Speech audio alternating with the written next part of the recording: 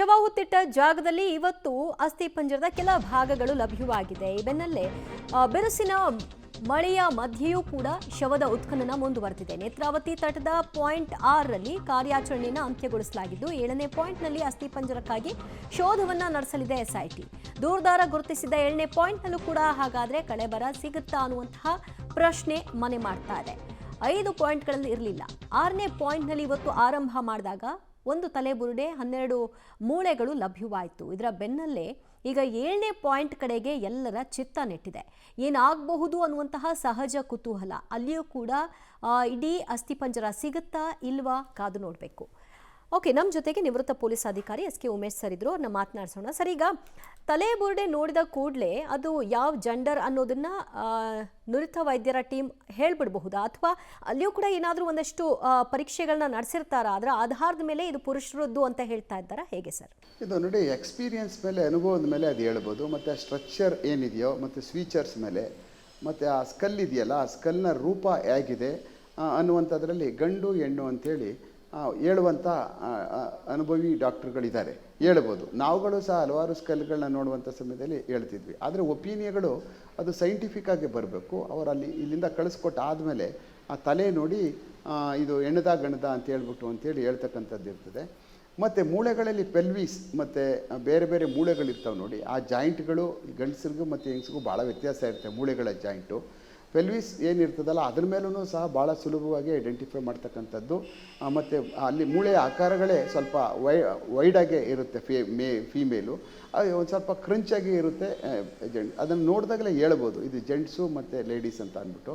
But ಅದು ರಾಸಾಯನಿಕ ಇದ್ರ ಮುಖಾಂತರ ಅಲ್ಲಿ ಅದನ್ನ ಪರೀಕ್ಷೆ ಮಾಡಿ ಅದರ ಇದೆಷ್ಟು ವ್ಯತ್ಯಾಸ ಏನು, ಗಂಡದೇ ಯಾಕೆ ಇದಾಗಿದೆ, ಹೆಣ್ಮಕ್ಳದ್ದು ಯಾಕೆ ಆಗಿಲ್ಲ ಇದು ಅಂಥೇಳಿ ಅಲ್ಲಿಂದ ಒಪಿನಿಯನ್ ಕೊಡ್ತಕ್ಕಂಥದ್ದು ಮಾಡ್ತಾರೆ. ಆದರೆ ನೋಡಿದ ತಕ್ಷಣವೇ ಮುಖತಃ ಹೇಳ್ಬೋದು. ಮತ್ತು ಮೂಳೆಗಳು ಏನಿರ್ತಾವಲ್ಲ, ಕೈ ಮತ್ತು ಕಾಲುಗಳ ಮೂಳೆ ಮತ್ತು ಕೆಳಗಡೆ ಕಾಲಿಂದ ಮೂಳೆ ಬರ್ತದೆ ನೋಡಿ, ಪಾದ, ಅದರಲ್ಲೂ ಸಹ ನಾವು ಒಂದು ಅಭಿಪ್ರಾಯಕ್ಕೆ ಬರ್ಬೋದು. ಇದು ಹೆಣ್ಮಗಳದು, ಇದು ಗಂಡು ಹುಡುಗಂದು ಅಂಥೇಳಿ ಅದರ ಆಕಾರಗಳು ನೋಡಿದಾಗಲೇ ನಾವು ಹೇಳುವಂಥದ್ದು ಇರ್ತದೆ. ಅದನ್ನು ಖಂಡಿತವಾಗ್ಲೂ ಅವರು 99% ಹೇಳ್ತಾರೆ ಜಾಗದಲ್ಲೇ, ಇದೇನಾಗಲ್ಲ. ಆದರೆ ಅದಕ್ಕೊಂದು ಒಪಿನಿಯನ್ ಅವ್ರು ಕೊಡಬೇಕಾಗುತ್ತೆ, ಹೋಗಿ ಕೊಡ್ತಾರೆ ಅಲ್ಲಿಂದ ಅವರ ಇದರಿಂದ ಆಫೀಸಿಂದ.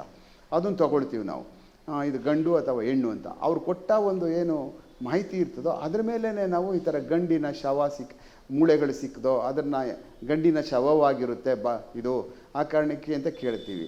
ಅದೇ ನಮಗೆ ನಿಖರವಾಗಿ ಗೊತ್ತಾಗಲಿಲ್ಲ ಅಂದರೆ ನಾವು ಅದರ ಪ್ರಕಟಣೆಯಲ್ಲಿ ಏನು ಮಾಡೋಕ್ಕಾಗೋದೇ ಇಲ್ಲ.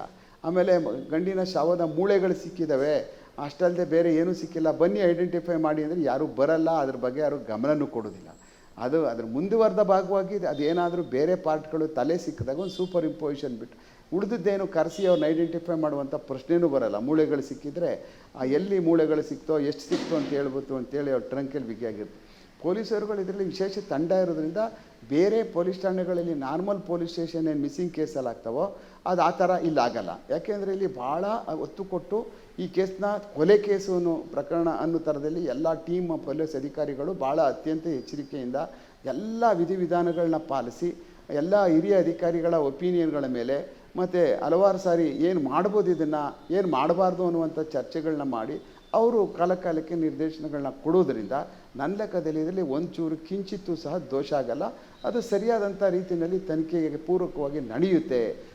ಒಂದು SIT ಟೀಮ್ ಫಾರ್ಮ್ ಮಾಡಾದ್ಮೇಲೆ ಮತ್ತು ಎಲ್ಲ ಈಗಾಗಲೇ ಹಲವಾರು ಕೇಸ್ಗಳನ್ನ ಭೇದಿಸಿ ಇರ್ತಕ್ಕಂಥ ಎಲ್ಲ ಹಿರಿಯ ಅಧಿಕಾರಿಗಳಿದ್ದಾರೆ. ಅದ್ರ ಬಗ್ಗೆ ಎಲ್ಲ ಭಾಳ ತುಂಬ ಆಳವಾಗಿ ತಿಳ್ಕೊಂಡಿರ್ತಕ್ಕಂಥವ್ರು ಇರೋದ್ರಿಂದ ನನ್ನ ಲೆಕ್ಕದಲ್ಲಿ ಇನ್ನು ಬೇರೆ ಬೇರೆ ಅಕಸ್ಮಾತು ಏನಾದರೂ ಅದನ್ನು ಭಾಗಶಃ ತೆಗೆದಾಗ ಬೇರೆ ತಲೆ ಇರ್ತಕ್ಕಂಥವು ಬೇರೆ ಬೇರೆ ಇವು ಸಿಗಬಹುದು. ಬಟ್ ಅದರೊಳಗಡೆ ಒಪಿನಿಯನ್ ಅಂದರೆ ಕಾಸ್ ಆಫ್ ಡೆತ್ ಗೊತ್ತಾಗಬೇಕಲ್ಲ. ಅದು ಕೆಲ್ಟಲ್ಲಿ ಸಿಕ್ತು ಅಂದಾಕ್ಷಣಕ್ಕೆ ಕಾಸ್ ಆಫ್ ಡೆತ್ ಸಿಗಲಿಲ್ಲ ಅಂದರೆ ಆ ಕಾಸ್ ಆಫ್ ಡೆತ್ ಏನು ಅಂತ ತಿಳ್ಕೊಳ್ಳೋಕೆ ಆದಮೇಲೆ ನಾವು ಅದು ಮರ್ಡರ್ ಕೇಸು ಅಂತ ಹೋಗಿ ಬೇರೆಯವ್ರನ್ನ ವಿಚಾರಣೆಗೆ ಮಾಡೋಕ್ಕೆ ಸಾಧ್ಯ ಆಗ್ತದೆ. ನಾವು ಏಕಾಏಕಿ ಕಾಸ್ ಆಫ್ ಡೆತ್ತೇ ಗೊತ್ತಿಲ್ಲದೆ ಅಲ್ಲಿ ಬಂದಿರತಕ್ಕಂಥವ್ರಿಗೆ ಸಂಬಂಧಪಟ್ಟಂಥದ್ದು ಅಲ್ಲಿ ಸಿಗ್ತಕ್ಕಂಥ ಸ್ಕೆಲಿಟನ್ ಬಗ್ಗೆ ನಾವು ಮುಂದಿನ ವಿಚಾರಣೆ ಅವ್ರನ್ನ ಹೇಗೆ ಮಾಡೋಕ್ಕೆ ಸಾಧ್ಯ, ಹೇಗೆ ಕನೆಕ್ಟ್ ಅವ್ರು ಮಾಡುವಂಥ ಸಾಧ್ಯ ಆಗ್ತದೆ. ಅವ್ರನ್ನ ಬೇರೆಯವ್ರು ಯಾರೋ ಅವನು ಅನಾಮಿಕ ಹೇಳಿದ್ದಾನೆ ಅಂತ ಹೇಳ್ಬಿಟ್ಟು ಅವ್ರನ್ನ ವಿಚಾರಣೆನ ಯಾವ ರೀತಿ ಮಾಡೋಕ್ಕಾಗ್ತದೆ. ಅದಕ್ಕೆ ಪೂರಕವಾಗಿ ಏನಾದರೂ ಅದು ನನ್ನ ಲೆಕ್ಕದಲ್ಲಿ ನಾವು ಪೂರ್ಣ ಇಲ್ಲಿ ಯಾರು ಅವರು ಅಂತ ಪತ್ತೆ ಮಾಡ್ಕೊಂಡು ಆದಮೇಲೆ ಐಡೆಂಟಿಫೈ ಮಾಡಾದ್ಮೇಲೆ ನನ್ನ ಲೆಕ್ಕದಲ್ಲಿ ಅವ್ರನ್ನ ವಿಚಾರಣೆ ಮಾಡೋದು ಸರಿ. ನಾನು ಯಾಕಂದರೆ ಸೀನಿಯರ್ ಅಧಿಕಾರಿಗಳು, ಹಿರಿಯ ಅಧಿಕಾರಿಗಳು ಅದಕ್ಕೆ ಸಂಬಂಧಪಟ್ಟಾಗೆ ತೀರ್ಮಾನಗಳನ್ನ ತಗೊಳ್ತಾರೆ. Divya, all right sir, thank you. Public TV ಜೊತೆಗೆ ಮಾತನಾಡೋದಕ್ಕೆ ನಿವೃತ್ತ ಪೊಲೀಸ್ ಅಧಿಕಾರಿ SK ಉಮೇಶ್ ಅವರು ಇಷ್ಟೊತ್ತು ಇದೆಲ್ಲದರ ಪ್ರೊಸೀಜರ್ಗಳ ವಿವರವನ್ನು ಕೊಡ್ತಾ ಇದ್ರು. ಕಾಸ್ ಆಫ್ ಡೆತ್ ಅಂತಿಮವಾಗಿ ಅಲ್ಲಿಗೆ ಬರಬೇಕಾಗಿರೋದು, ಅದನ್ನು ಖಾತ್ರಿಪಡಿಸ್ಕೊಳ್ಳೋದು ಹೇಗೆ ಅನ್ನೋ ಸವಾಲಿದೆ.